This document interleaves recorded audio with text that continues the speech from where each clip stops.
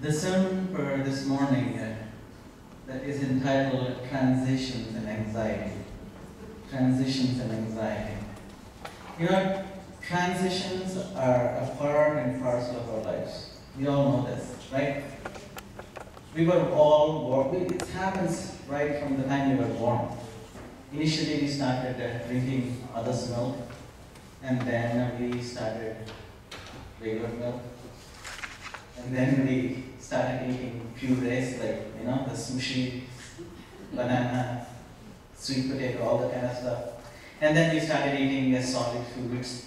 And then, we started eating pizza and, chicken, mutton, and all those things, right? So that is a transition in each and everybody's lives.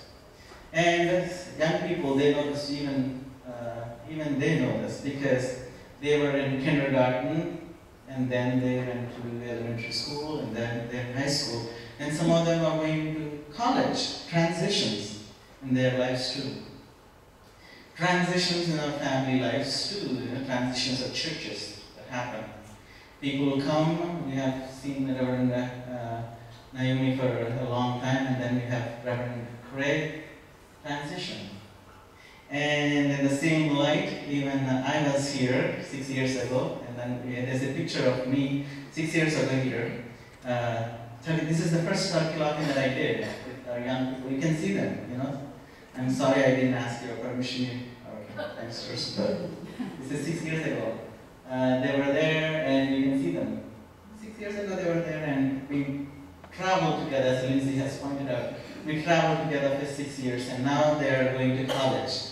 This is a transition, and now, as Peggy pointed out, at that time I was single, and I had only ramen noodles every day, but now I eat something else. And I have Callie with me, and today is the worst day not to wear a ring. I forgot my wedding ring. I got reminded only as I was driving to the church. It's too late to go back and wear it. But, I'm happy that Callie is with me. So transitions happen in personal lives too. In church lives, personal lives, and transitions are a part and parcel of our lives. But then what happens though is that even though transitions happen, we kind of get into anxiety mode, right? We are anxious because of something. So what happened in this passage is that we see the disciples going through some kind of transition. As you see, there's this guy in the boat, like Peter, for example. There were these 12 disciples that followed Jesus for 3.5 years. But they all have left their jobs. They have left their jobs. Somebody was fishing, somebody was collecting tax, somebody was doing something else. But they all left because they believed in this man called Jesus. He was preaching, and then he said, "Follow me." They left everything. Some even left their families to follow him. So they left everything that gave them security and some kind of confidence. They left to follow this man. So they followed him 3.5 years. Those 3.5 years were the most exhilarating time of their lives, because they didn't know what is ahead of them. They didn't know what is coming. They didn't know where they will be. They didn't know what miracles they will see that day. They didn't know who will be hosting them that day. They didn't know anything, but they had experienced the grace of God in a tremendous fashion those 3.5 years. Those 3.5 years were so great. It's like it gives them a sense of joy even as they think about it. But then what happened though? Something very sad happened. Soon after the 3.5 years, Jesus was arrested and he was crucified, right? So he was crucified because many reasons. Some people say that he was crucified because of political reasons. Some people say he was against the church, the temple at the time. For whatever reason, he was crucified, right? But then what happened was, this group that has followed Jesus for 3.5 years, they were so terrified because their teacher, the one for whose sake they left everything, is now dead. They didn't know what to do. So what they did was, out of this fear, they have collected themselves in this upper room. They locked the doors so that the Roman soldiers would come and knock on the door. They locked everything and they were shivering out of fear. Because they didn't know if they would come and take them and punish them for what they believed in. After that, this is what happens. So on the third day, Jesus rose again and then comes to them. And then that's where the passage starts. But then before I go there, I want to talk a little bit about fear and anxiety.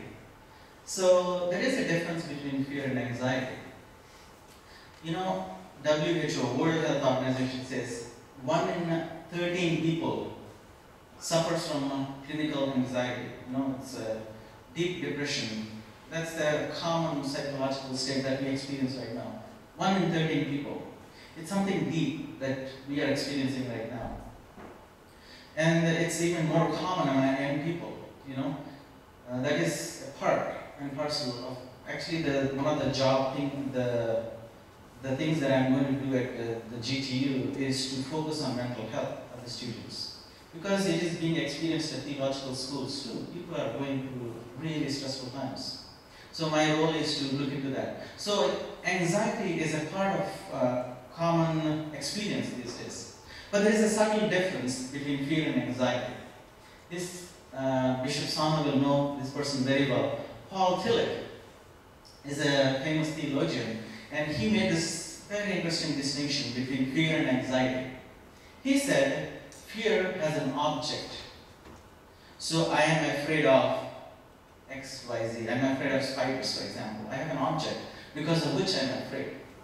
Whereas anxiety, there is no object. We are just anxious by nature. So anxiety, we cannot pinpoint why I'm anxious, what I'm anxious about.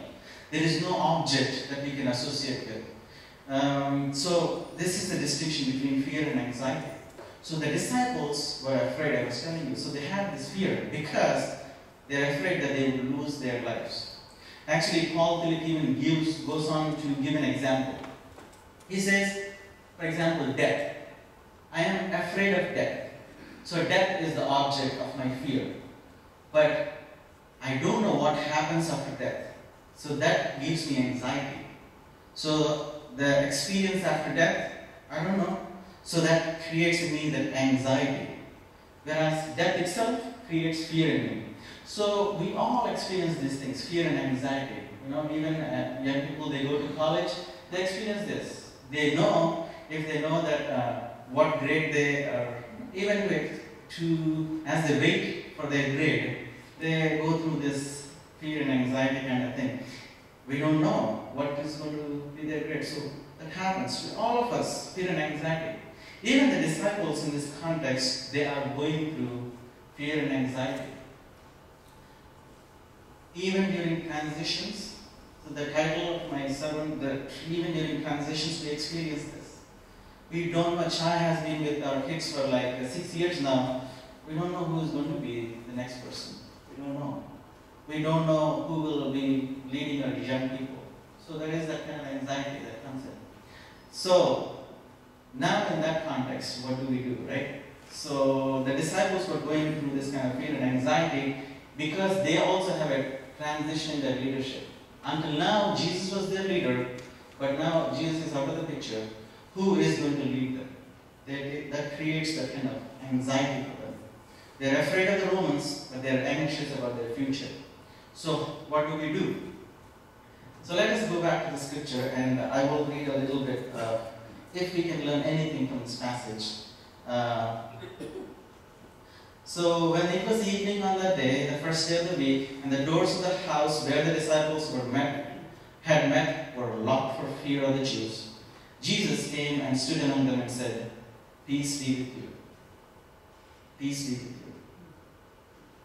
After he said this, he showed them his hands and his side. Then the disciples rejoiced when they saw the Lord. Jesus said to them again, "Peace be with you. As the Father has sent me, so I send you." Let's stop there for a moment. So they were afraid. They were in this room and Jesus knocked on the door. It's not the Jews, it's not the Romans that came, but it was Jesus. So they opened and they saw Jesus. Immediately Jesus says, "Peace be with you."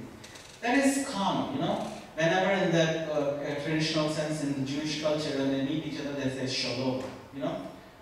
Salam, even we know that word salam, you know, peace. That's a common greeting.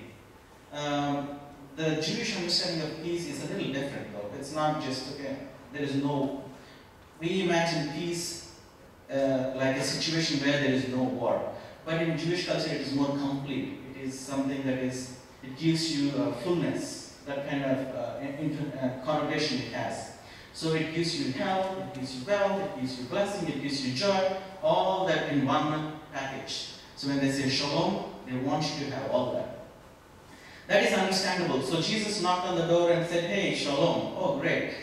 But then he goes on to say, do something. He showed his wounds, and then he goes on to say, peace be with you. Again. Interesting, right? So they are going through this rough time of anxiety and fear, and he's saying, peace be with you again. First one I understand, okay, it is shalom, it's a greeting, but why is he saying, peace be with you again? Maybe that is what he really wants them to have. I think one of the things that we need to have during this time is peace that God can give us. Peace be with you is an antidote for the peace that God can give is the antidote for these disciples that are going through this rough time. You know, there are other cultures. You know, I was telling you about Jewish culture, which understands peace in a different way. It's more completeness. In Bolivia and Ecuador, they have a different understanding of peace. It is to sit down in one's heart. It's to sit down in one's heart. Means you don't let your heart run. You know, it just your heart is running here and there. It doesn't know what to do. Let it sit down. Sit down in one's heart. So you just let it sit down. So that is something that they believe. The peace is that something that will help you to sit down. And in Mexico, they talk about peace as a quiet heart. You know, it's a quiet heart. Your heart is not fluttering and going here and there, but it is quiet. So Jesus is offering something to his disciples. Jesus is saying, do not be anxious. Take this peace that I've given you. So even for us, even as we are going through all this anxiety and fear, one of the things is to accept the peace that is given by the presence of God. So many times we don't do it, therefore we run around and we let our hearts run around and we don't have a quiet heart because we don't believe or we don't trust in the one that is present with us. That is the case most of the time. Let me give you an example. It happened to me 2 weeks ago, or more than 2 weeks ago. 4 weeks ago, I was waiting desperately for my visa. I told many people, many of you know this, I have told you just please, please, please pray for my visa. Because there is a job waiting and they can wait only so far, you know, so long they can wait. After that they will not wait. And I really love GTU to work there. So I told everybody to please pray. And CCMs prayed, Men's Fellowship prayed, so many people prayed for that. And I was praying too. And during that time, Callie went to Michigan. You know, this is the first time perhaps when we were away for a long time, you know. And that is the time actually it's good for me to pour out my heart unto God, because until that, when Callie is around, I really might not be able to, you know, do that. So she was in Michigan, I was at my friend's place, house sitting in Fairfield. It was such a terrible time that one night I just closed everything and then started crying and praying to God. God, what is this? How long should I wait? You know, I cannot wait. This is terrible experience that I'm going through. Do something about it. I'm really anxious, you know, because I don't know when this will come. I have tried calling these people and sending requests to expedite the process. And I have even called Barbara Lee, who has tried to contact these people. Nothing is happening. God, I don't know. I'm really anxious. I don't know how long GT will hold the job. I am really, really, really anxious. I was praying for some time, and then after a bunch of tears, I was able to calm myself down. But I was still, still there is this anxiety because I don't know what's going to happen, whether I'll get it or not. It's so easy when people say, God, peace be with you, and God is with you. It's so easy. But in order for you to experience, you need to go through it. So I prayed that prayer and went into the kitchen to get some water. And in my friend's kitchen, I saw this. Don't watch that. That is not the right time, okay? It's not o'clock. But the words that I want you to focus on at the bottom, it says, be still and know that I am God. This is what was on the kitchen wall. He has this wall sticker, and this is what was there. I saw this verse and I cried again. Because, until that point, I was just not trusting that God can see me through this process. I was just anxious because I was not able to believe that God would lead me through this. At that time, after I saw this, I was so relieved to say, you know what, God, if I get this visa, so be it. If I don't get it, so be it. I'm okay. Because when God is with us, no matter what happens, God is with us. Something else comes up. So, but the point is that the peace that God gives you is what can help us to overcome through that anxiety, through the unknowns. So even as you go, and you're Jared, Luke, even as you go to college, I'm telling you, this is going to happen. There will be anxious days. Maybe because of your girlfriend, boyfriend, whatever, I don't know. But there will be times when you really go through rough times. At that time, I want you to really know that God is with you. Please have that in your mind and let that experience be a reality to you. Then you can overcome the anxiety that you have. Even as we go through this transition at our church, even as we leave, God is with us. God is with all of us. God is here. This is God's work that has happened until 18 years now. It will continue. Because it is not my work, not CJ's work, it is God's work. God will make this happen. So let us have that sense of confidence and let us move on into this new season that God has kept. God is preparing for us. So let us continue with the verse, with the passage that we have. The first point I have mentioned is, let the peace of God surround us. Let us trust in God's presence. The second one, there's something interesting that he says, as the Father has sent me, so I send you. Once you experience this peace, it's not just for you, You have it and then you take it into the world. You just take it outside. So there's a bigger mission that God has placed you. So take that to the world. When he had said this, he breathed on them and said to them, receive the Holy Spirit. If you forgive the sins of any, they are forgiven them. If you retain the sins of any, they are retained. This is a very interesting section that we are reading here. Something amazing is happening here.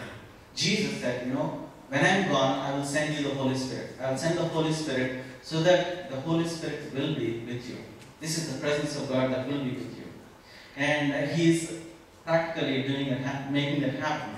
So He breathed on them and they had experienced the power of God amongst themselves. But then something interesting happened. He said that He has given them some power which they didn't think they had. He says, I am giving you power. If you forgive the sins of any, they are forgiven them. If you retain the sins, they will be retained. Meaning you are given a power that only God has. Until now, God is the one who has the power to forgive people's sins. Because that is one of the reasons why Jesus even got into trouble sometimes. He would say, your sins are forgiven. And all the people that were around him would say, how come Jesus gets this power? But now he's saying, you are having this power too. So the power that God has, He's giving to all of us. The power to forgive. But how is this forgiveness and anxiety connected? So the point that I'm trying to make is, there is something, it's a deeper connection that we have with forgiveness and anxiety. When somebody wrongs us, when somebody has done something wrong to us, we remember it, right?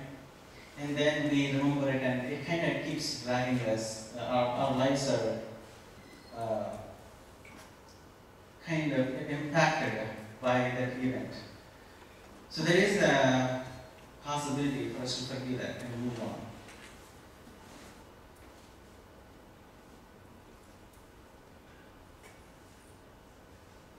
What happens is we are afraid and we are anxious of the things that happen to us.